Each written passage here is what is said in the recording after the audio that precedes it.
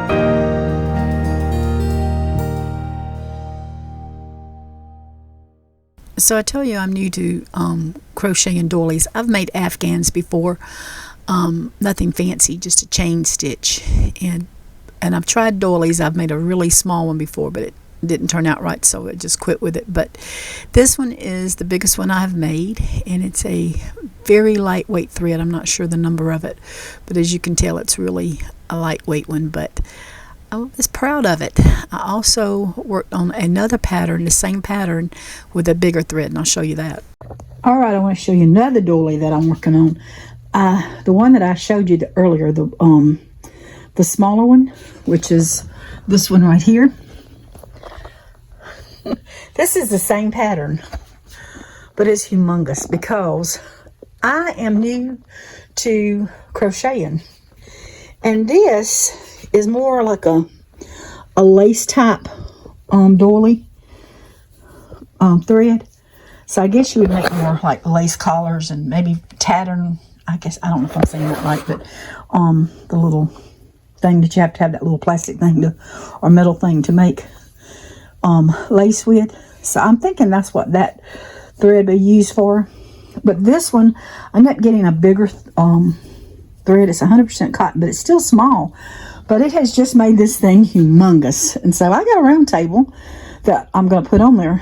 But I've had to use, let's see, I've got 2, 4, 6 skeins in here so far of the thread. And I've got to finish up, if you can see, this is the end of it.